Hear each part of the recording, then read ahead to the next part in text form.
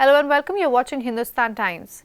European governments have responded with caution to Donald Trump's renewed pressure on NATO allies to help secure the Strait of Hormuz, which Iran has effectively blocked amid the ongoing conflict.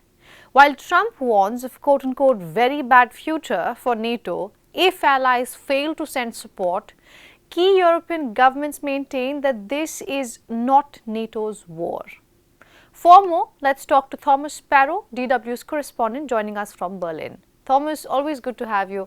What is driving Europe's reluctance to be drawn into this conflict? There is a lot of reluctance among leading European countries, specifically because they don't believe that this is their war. It's not a war that they started, nor a war that they can control or end. And specifically on the case of NATO, European leaders have stressed that NATO is above all a defensive alliance. In other words, an alliance that is there to protect countries when they are attacked and not necessarily to protect sea lanes around the world. And a third element why they have been very cautious so far is because there's a lot of concern about the war potentially escalating further if there is a bigger participation from European countries. So those three elements explain why so far European countries have been very cautious when it comes to responding to Donald Trump's announcement, Donald Trump's interest also in European support. And that is why so far European leaders have been very cautious. Also, Germany has been particularly firm in rejecting Trump's request. How unified is the German government on this issue?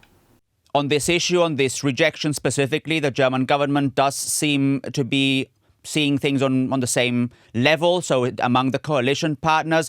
But that doesn't necessarily mean that there aren't important questions that are generating a lot of controversy among the different members of the coalition here in Berlin. Specifically, one is the fact that on the one hand, they do see the need to support two key allies, specifically the United States and Israel, while at the same time, the government has expressed skepticism when it comes to the legal justification of the war itself. So that's one element that is a big dilemma for Berlin. The second dilemma is that they also see eye to eye with the United States that it was important to get rid of the regime in Iran, something that German Chancellor Friedrich Merz clearly stated when he visited the White House a few weeks ago. But at the same time, there's a lot of concern in Berlin and in other European capitals as well, by the way, about a possible long-term strategy. What will happen with Iran long term? What will happen with the Middle East, middle to long term as well? So you can see that those two key dilemmas are very important here in Berlin, and marked with a third point, which is very significant,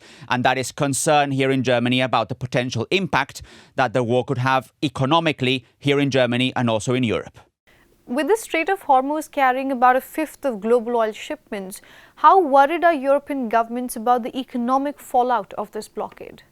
Very worried indeed, specifically countries like Germany that depend to a large extent on exports that are very much focused on international trade, and also countries, again, like Germany, that have been focused for some time now in trying to recover their own economies. The growth forecast for Germany, minimal growth for 2026, and as such, there's concern that more instability internationally, that more conflicts internationally could actually affect that growth in Germany, could cause more economic troubles in a country that has already been suffering economically in the last few years. So there is a lot of concern, by the way, not only among the German government, but also among German society as well. There was a recent nationwide poll that was released here, and a majority of Germans are concerned about the potential impact that the war could have on international trade. They're also concerned about the overall security situation in Germany and Europe. So that gives you an idea of just how worried Germans are, and why the German reaction has been, on the one hand, cautious, while at the same time expressing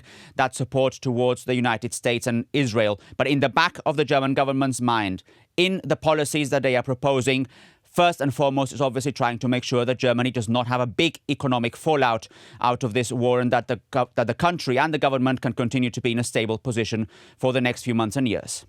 All right, Thomas, thank you so much for that report from Berlin.